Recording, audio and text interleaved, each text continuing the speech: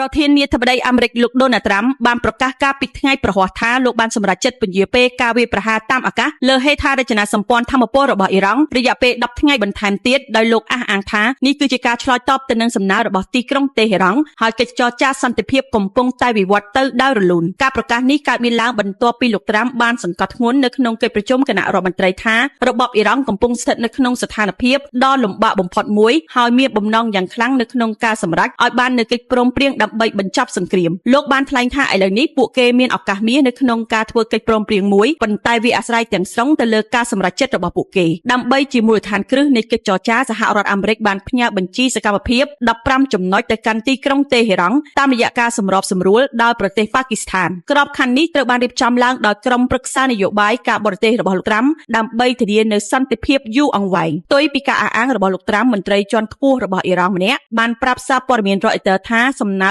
15ចំណុចដែលពួកគេទទួលបាននោះគឺមានភាពម្ខាងនិងមិនយុត្តិធម៌មន្ត្រីរូបនោះបានធ្វើការរិះគន់នៅក្របខ័ណ្ឌនេះមិនបានឆ្លើយតបទៅនឹងតម្រូវការអបបរមាសម្រាប់ភាពជោគជ័យឡើយហើយវាជាការផ្ដល់នូវផលប្រយោជន៍តែដល់សហរដ្ឋអាមេរិកនិងអ៊ីស្រាអែលប៉ុណ្ណោះស្របពេលដែលការទូតកំពុងជួបភាពទាស់ច្រកកងឆ្មាំបដិវត្តអ៊ីស្លាមអ៊ីរ៉ង់បានចេញផ្សាយនូវវីដេអូបាញ់សាកល្បងមីស៊ីលថ្មីៗដើម្បីបង្ហាញអំពីសមត្ថភាពយោធាដែលនៅតែរឹងមាំបើទោះបីជាមានការវាយប្រហារជាបន្តបន្ទាប់ពីសហរដ្ឋអាមេរិកក៏ដោយចំនួនរយៈពេល4សប្តាហ៍នេះបានបិទច្រកសមុទ្រហូមូសយ៉ាងមានប្រសិទ្ធភាពដែលជាផ្លូវទឹកដឹកជញ្ជូនប្រេងនិងឧស្ម័នធម្មជាតិរាវជិតប្រមាណ 20% នៃពិភពលោកយ៉ាងណាក៏ដោយអ៊ីរ៉ង់បានប្រកាសថាខ្លួននឹងអនុញ្ញាតឲ្យនាវាដែលមិនឈ្លានពានឆ្លងកាត់បានប្រសិនបើមានការសម្របសម្រួលត្រឹមត្រូវក្នុងនោះនាយករដ្ឋមន្ត្រីម៉ាឡេស៊ីបានបញ្ជាក់ថានាវារបស់ប្រទេសលោកត្រូវបានអនុញ្ញាតឲ្យឆ្លងកាត់ផ្លូវទឹកនេះបន្ទាប់ពីការចរចាជាមួយនឹងអ៊ីរ៉ង់អេស៊ីបនិងទូគីបើទោះបីជាលោកត្រាំនិយាយពីសន្តិភាពក៏ដោយក៏អ្នកការទូតលោកខាងលិចមួយចំនួននៅតែមានការព្រួយបារម្ភថា